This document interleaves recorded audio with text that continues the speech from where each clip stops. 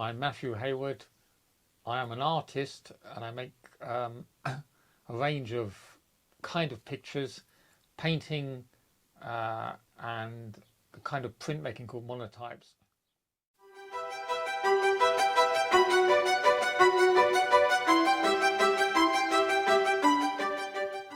In a way, painting is a bit like opera.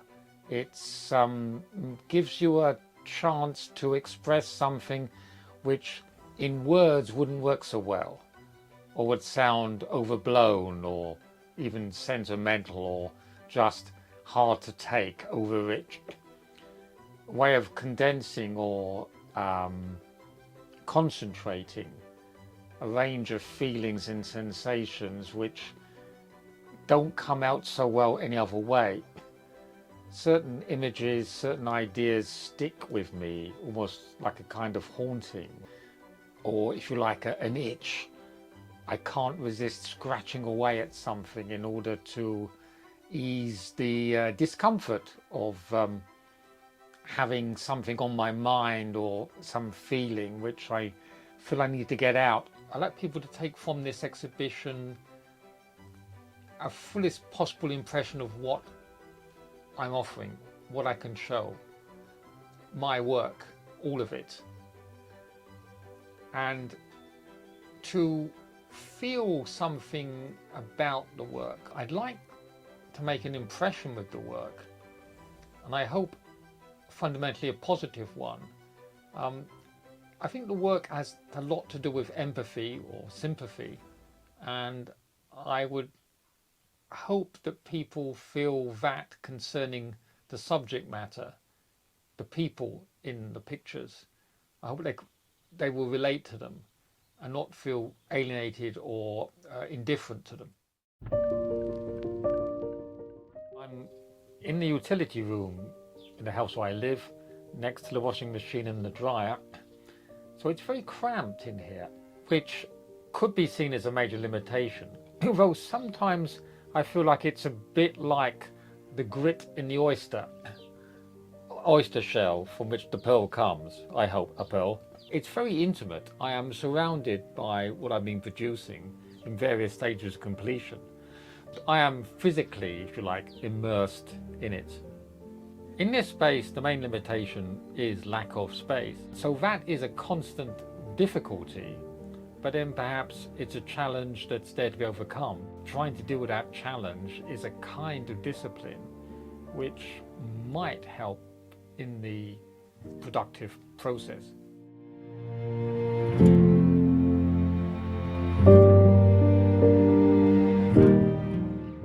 Paintings usually start with an idea or a feeling, sometimes a fairly gut feeling, which is unformed.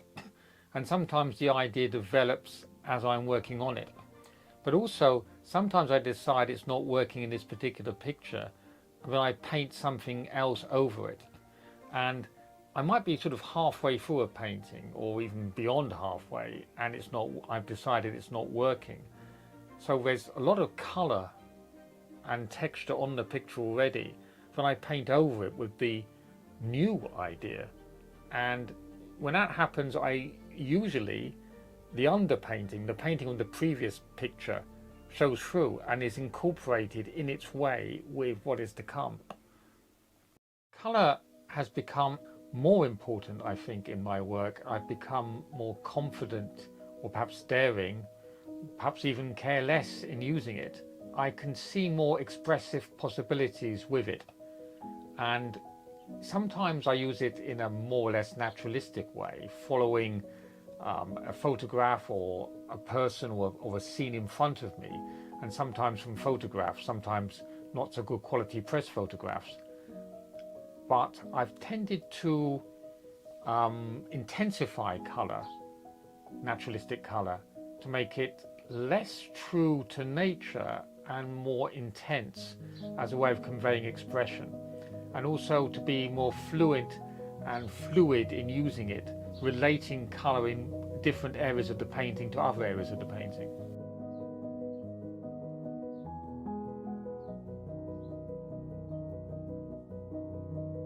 The painting behind me It's a picture of a riot in Missouri, USA, following the death at the hands of the police of a black guy. So it's an angry crowd. The starting point was a press photograph in the newspaper. Again, not very high quality picture, but very suggestive. And I've heightened the colour that was actually there. It's a colour of fireworks or flares, and police using gas as well. And those colours were strange, but I've made them stranger still. So it becomes like a kind of dreamlike, almost fantasy-like image. It's of a painful event, but with attractive colour. And that's something that always intrigues me, the unexpected beauty to be found, sometimes in terrible events. But that beauty is independent of the event it's associated with. And I find that fascinating.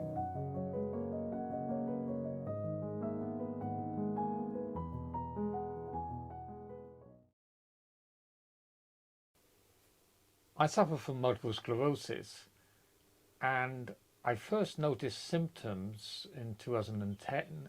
Didn't get an official diagnosis for a couple of years, although the consultant was aware in 2011 I had it. It affects me mainly in terms of, well, a range of things. Lack of energy, lack of balance, lack of mobility. In terms of art, one of the worst things is periodic spasms where my arm does its own thing like that without being able to control it, me being able to control it. But also what you might call the fine motor skills. Sometimes I simply can't get the paintbrush to go where I want it, so I have to come back to it. And also it means that I have to abbreviate or modify my way I paint so that the fine detail is less apparent, and I have to paint in a broader, more fluid way, which in some ways isn't such a drawback. But it does mean that the full range of painting possibilities is a bit closed down. I suppose the main thing I see is the way the paint is applied, not the subject matter.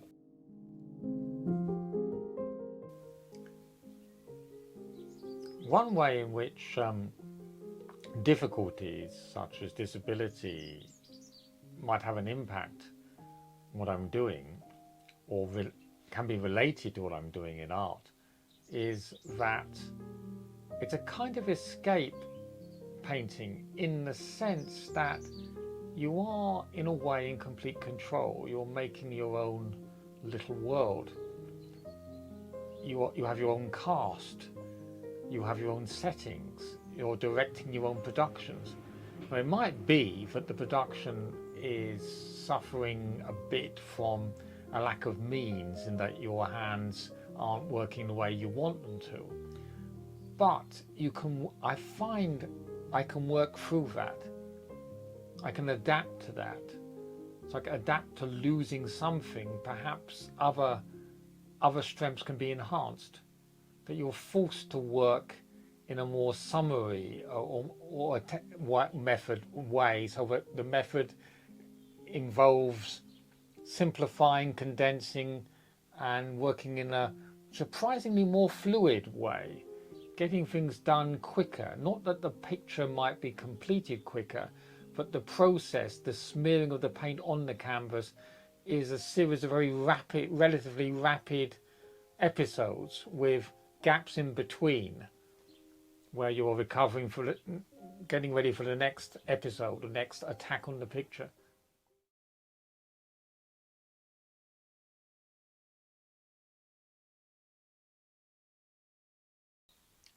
There is a high, if you like, quotient or degree of disturbance, even occasionally horror in my work. And why is it there? Why can't I just paint the happiness, and I'm not exactly sure why. It's something in me. It's like uh, a sting, a bee sting that's embedded in you, and I find it hard to extract it.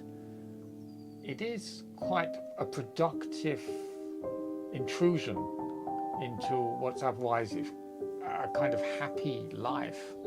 Why do I keep going at it? Is it the cold-blooded approach of finding it interesting, compelling, or is it a kind of haunting where I can't turn away from it completely? Because I hate unhappiness, I hate suffering, but I feel quite drawn to depicting it. I can't not. I think I am a stubborn person. I think I am, to some extent, an obsessive person. I can't leave things alone. For instance, when I think I've finished a picture, then I think, is it quite there yet? Not quite knowing where I'm going to be with a picture and when to let it go. I think that's probably something deep in my character. I think in some ways this stubbornness goes with a kind of lack of confidence that it's quite good enough, that I am quite good enough. Worrying of underachieving or failing to be what I have it in me to be, which in a way turns the argument around. To think there's something better in you is a kind of confidence, it's a kind of faith. So that's a kind of positive I have in me, I think. I think most children do it, but most children stop before they grow up, or soon after they grow up. I couldn't let it go. I was fascinated by it. My father had once been an arts teacher before he moved on to being a teacher in commercial law. And he would show us lots of pictures, and we would go to galleries in this country and abroad. And he bought me cheap Romanian art books, which actually had very good quality reproductions in. And these stuck with me, and I kept drawing pictures from the pictures. So from fairly early on, I got some kind of insight into the history of art, and I was hooked.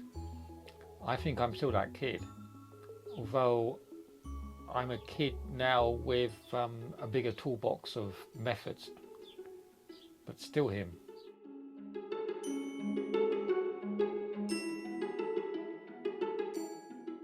My family is very important to me. Of course, families are, but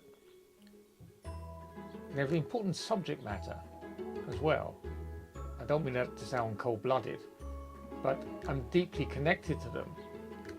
And seeing children come into the world, seeing birth, is such a moving and in its way shattering experience, but I keep coming back to it. The relationship between parents and children really, really matters to me as a human being, but also as an artist. It's miraculous and fantastic, and I can't leave it alone.